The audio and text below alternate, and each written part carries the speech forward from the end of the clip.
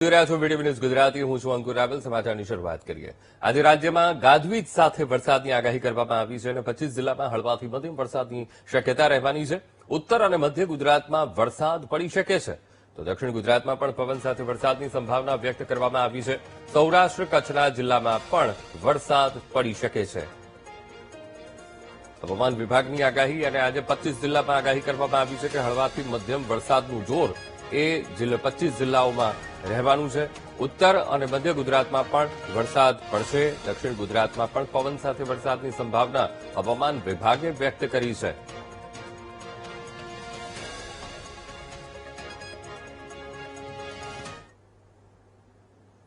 ચોમાસાને બળ મળ્યું છે ચોમાસું આગળ વધી રહ્યું છે મુંબઈ સુધી ચોમાસું પહોંચી ગયું છે અને હવે ગુજરાતમાં ગમે ત્યારે પ્રવેશ કરે તેવી શક્યતાઓ પણ છે અને એ વચ્ચે રાજ્યમાં અત્યારે પ્રી મોન્સૂન એક્ટિવિટી એ શરૂ થઈ ગઈ છે ત્યારે આજે હવામાન વિભાગે આગાહી કરી છે કે 25 જિલ્લામાં હળવાથી મધ્યમ વરસાદની આગાહી હવામાન વિભાગે કરી છે તો એ કયા કયા જિલ્લા છે કયા કયા રાજ્યના એક ક્ષેત્રો છે કે જ્યાં વરસાદનું જોર રહેવાનું છે તેની એપ્લિકેશનના માધ્યમથી સમજીએ અત્યારની પરિસ્થિતિ શું કહે છે તો અત્યારની પરિસ્થિતિ આપણને બતાવી રહી છે 11 વાગ્યાનો આપણે સમય નાખ્યો છે અને સુરત દક્ષિણ ગુજરાતના ભાગોમાં વરસાદનું જોર ખાસ રહે તેવી શક્યતા છે એટલે કે હળવાથી મધ્યમ છૂટોછવાયો વરસાદ આ ક્ષેત્રોમાં સુરત નવસારી તાપીમાં એ વરસાદનું જોર રહેશે સાથોસાથ વાદળછાયું વાતાવરણ રહે તેવી પણ પૂરેપૂરી શક્યતા છે આ તરફ જે બોર્ડરના જે સ્ટેટ છે ત્યાં પણ વરસાદનું જોર રહે તેવી પૂરેપૂરી શક્યતા છે એટલે મધ્ય ગુજરાતના ભાગોને પણ અસર એ ગોધરાની આસપાસના ક્ષેત્રો છે એટલે પંચમહાલ જિલ્લામાં વરસાદનું જોર રહે વડોદરા જિલ્લામાં પણ વરસાદનું જોર રહે આ તરફ સૌરાષ્ટ્રની વાત કરીએ તો મોરબીમાં પણ વાતાવરણમાં પલટો આવી શકે આ તરફ પોરબંદર છે જૂનાગઢ અને આ તરફ વેરાવળ એટલે કે ગીર સોમનાથની વાત કરીએ ગીર સોમનાથ જિલ્લામાં પણ વરસાદનું જોર રહે તેવી પૂરેપૂરી શક્યતા છે સુરેન્દ્રનગર જિલ્લામાં પણ વાદળછાયું વાતાવરણ અને સાથે છૂટો છવાયો એ હળવોથી મધ્યમ વરસાદ પડે તેવી પૂરેપૂરી શક્યતા છે 11 વાગ્યાનું આપણે નાખ્યું છે થોડા આગળ વધીએ 2 વાગે શું આપણને પરિસ્થિતિ બતાવે છે તો 2 વાગે આપણને એ પરિસ્થિતિ બતાવે છે કે આ ભાવનગર આ તરફ અમદાવાદ ધંધુકાનો આખો જે પટ્ટો છે એ ધોલેરા એ બાજુ અત્યારે એ વખતે બપોરના સમયે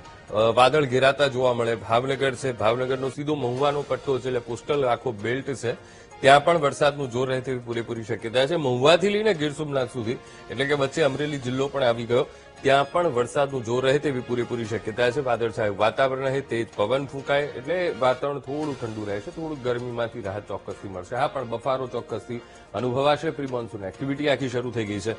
આ તરફ જામનગર અને આ મોરબીના આસપાસના ક્ષેત્રોમાં પણ વાદળછાયું વાતાવરણ રહે તેવી પૂરેપૂરી શક્યતા છે ઉત્તર ગુજરાતના કેટલાક ભાગોમાં પણ છૂટોછવાયો વરસાદ પડે તેવી શક્યતા હવામાન વિભાગે સેવી છે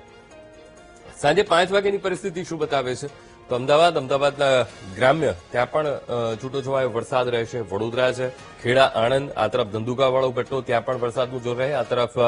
ખાસ તો બોટાદ જિલ્લામાં પણ વરસાદનું જોર રહે તેવી પૂરેપૂરી શક્યતા છે આ તરફ અમરેલી જિલ્લામાં પણ વરસાદનું જોર રહે તેવી પૂરેપૂરી શક્યતા છે આજનું થયું અને આવતીકાલે પણ વાતાવરણ આ પ્રકારનું રહેશે તેવી પૂરેપૂરી શક્યતા છે પ્રી મોન્સૂન એક્ટિવિટીની શરૂઆત થઈ ગઈ છે જેના ભાગરૂપે હવે વરસાદનું જોર એ રહેવાનું છે ગમે ત્યારે ચોમાસું એ એન્ટર એ થઈ શકે છે ત્યારે રાજ્યના હવામાન વિભાગે જ્યારે આજે 25 જિલ્લામાં આગાહી કરી છે હળવાથી મધ્યમ વરસાદની આગાહી કરી છે અને ઉત્તર ગુજરાતમાં પણ જોર રહેશે સાથોસાથ દક્ષિણ ગુજરાત મધ્ય ગુજરાતમાં અને સૌરાષ્ટ્રના કેટલાક ભાગોમાં પણ વરસાદનું જોર રહેશે તો ખાસ તો હવામાન વિભાગે જે આગાહી કરી છે ચોમાસું આગળ વધી રહ્યું છે અને સાથોસાથ એક તરફ જે અરબી સમુદ્રની જે બ્રાન્ચ છે એ બ્રાન્ચ પણ મજબૂત થઈ છે અને તેના કારણે ચોમાસાને બળ મળ્યું છે હવે આગળ જોઈએ